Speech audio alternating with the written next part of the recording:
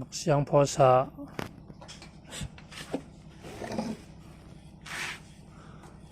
อันห่อ เอา นั่ กิน น หนึ่งเฮียงเลยอีกค่อยไหน อะไรเป็นอันห่อ อยู่ได้เฮียง ห่อยาวดุดนั่น ว่าซื้อกินอะไรกันได้เนาะอินเลยอ่ะ ยังก็ว่าปัวว่ามึงจ้างว่า นี่กินบักเสียงพอสะแดดไม่เตียงแล้วเนาะเห็นไหมโอ้โหแดดไม่กินบักเสียงพอสะแกก็คืออันห่อก็ได้แหละแค่มาได้ถ้าให้กินไม่ได้เนาะ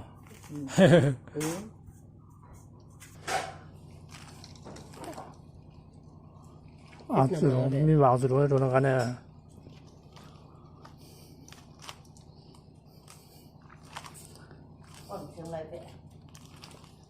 เสียงไม่เป็นเสียงพอยหรอ นั่นเหรอ có vòng bài mắt kín ให้กินนะ có giờ người ta cũng đi เสียงเสียงหรอ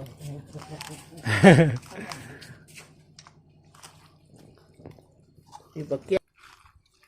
ให้กินนะด้วยเสียงพอ và còn có chuông mà nó กินอ่ะว่าล่ะ má là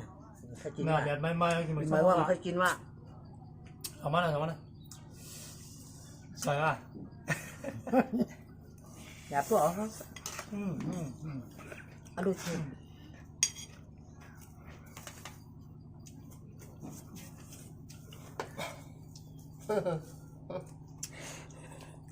ยังพอใส่ lúc ở chuồng nào có อยากมา không nuốt ช่วงอ่ะ chuồng mà chuồng ở thì chuồng này nè thì chín cái đấy คนไทยไม่กินแล้วน้องกินเยอะมั้งกินได้ chín mình nào หนาว tán chết tán thun đắt chín chân sao có muốn dọc ไม่กินหมูแซงพ่อหรอกหมูแซงพ่อมันใกล้เนาะ tán dạng chứ มันลง chín giáp thích คำอยากคำลงเองล่ะ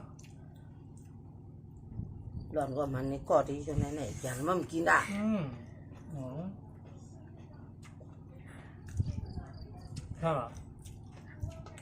แต่โอนอ่ะน้ำใส่ถุงดินน้ำเลยนะ thì cái này có bên mẹ nào nè sẽ theo เราพออยู่เจ้าพ่อก็ เล็กเป็นเจ้าอะไรเก่งวะเนี่ย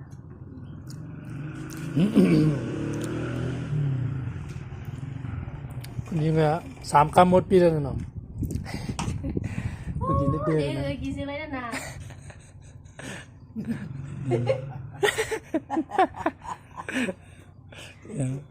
chẳng có là hai chín đồng เนี่ย giam เนี่ย giam วันนะ đoàn của mình thì có